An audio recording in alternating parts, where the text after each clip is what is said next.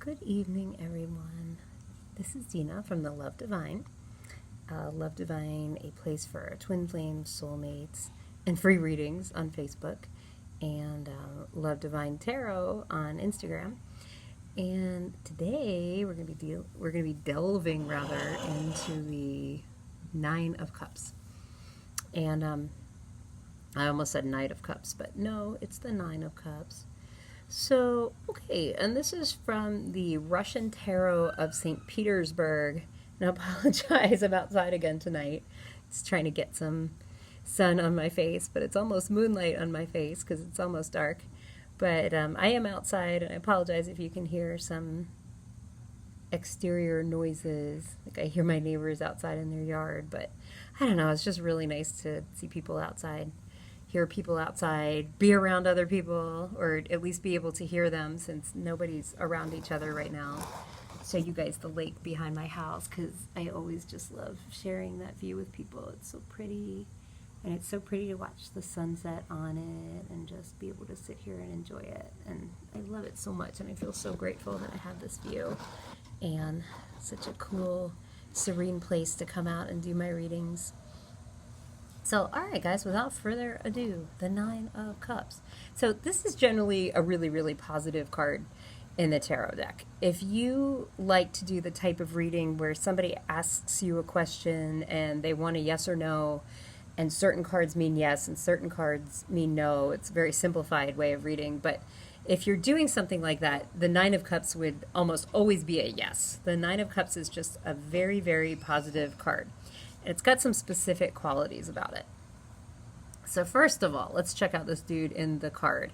He is typically pictured as a middle-aged man. He's overlooking his cups. A lot of times he's pictured with his, let me see if I can prop that up there and have it stay. A lot of times he's pictured with his arms folded in front of him in a very smug, kind of satisfied way. But it's not, there's nothing really mean or evil about him or something. He's just now kind of enjoying the fruits of his labor. Like, you know, the Nine of Cups, the gentleman in the Nine of Cups has worked very hard for what he has, and he's enjoying it. So it's a card of success. It's a card of your wishes coming true. It's a card of something that you've probably worked quite hard for in your life, that you've put a lot of effort in, and now you're going to reap those rewards. It's coming to you. It's all coming to you. So if you get the Nine of Cups and you're asking about, you know, future business venture, something that you want to start or something new that you're starting in your career, it is very fortuitous that you're going to, it's very likely that you will reap rewards. God, I can't talk tonight, you guys. I'm sorry. It is very likely that it will be successful for you, whatever you're thinking of starting. So, but what the Nine of Cups is most often associated with is love. Now, is the Nine of Cups a love card? Yes, it is. But it is not the teenage lust kind of crush love of some cards in the deck. It's not the most exciting love card. So it's not like getting, you know, even like the Ace of Cups or the Lovers. It's not that like all-consuming, passionate, like you're gonna go crazy for this person and be crying one minute and ecstatic the next. It's not a card of ecstasy, really. It's a card of a more mature love. It's a card of two people who really still enjoy each other's company, really want to be together, really are just content. It's a card of contentment. And it's not a boring card. It's not like, oh God, I'm here with this person and I'm going to die with them and that's it. This is all I'll ever have. No, you're with this person and you're happy about it. You're just in a happy, content place in your life.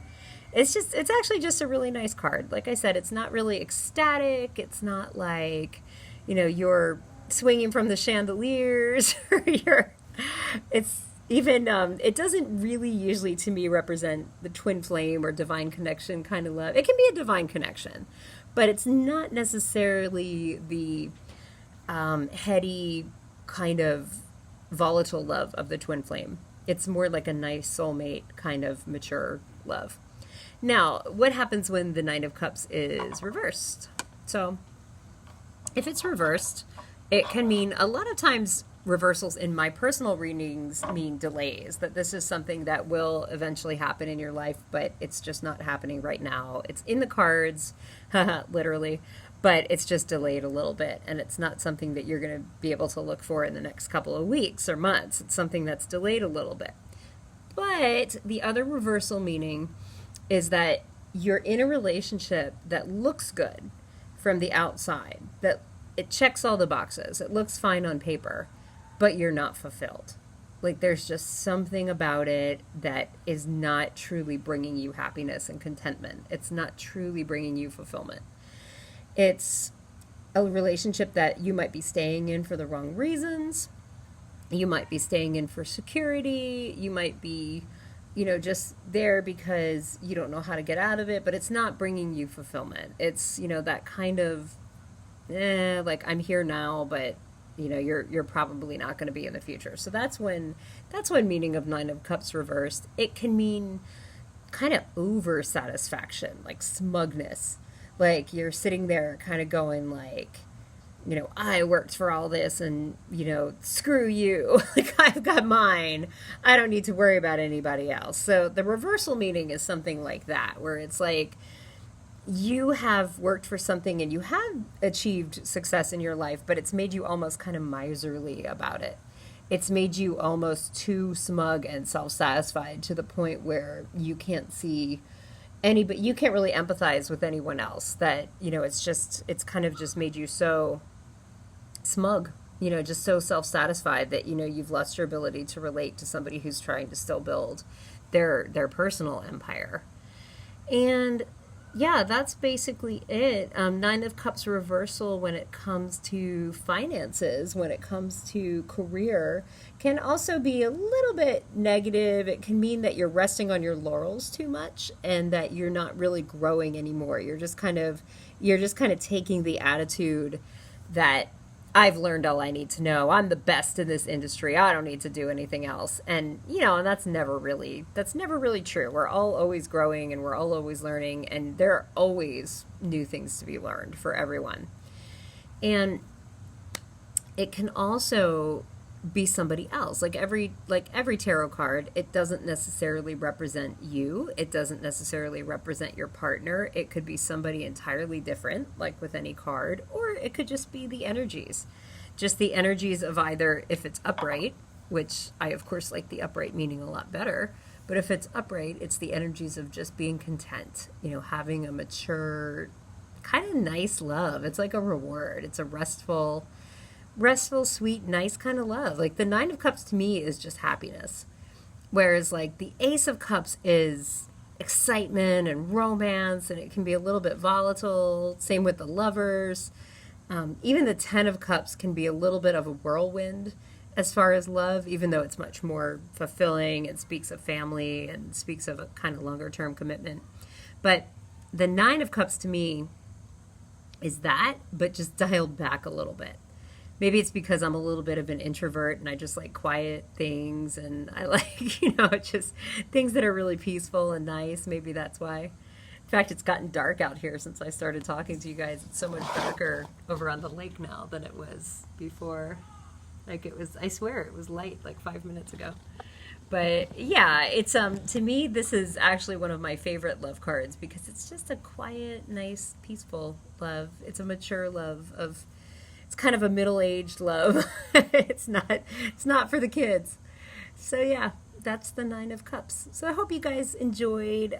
If you are so inclined, please like this video so more people see it. I'm starting to see these a little bit more as tarot lessons, a deep dive into each card versus just a card pull of the day, which they are. They're still a card pull for the day, but they're really like also kind of a deep dive into the meaning of each card.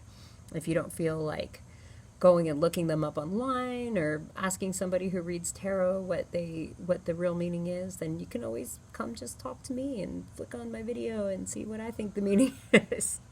I hope I don't steer you wrong. Eventually I plan to put all these in order so that they're a little bit more organized, but the way I'm doing it now is I'm just kind of pulling a card each night at random and then talking about that card in a video.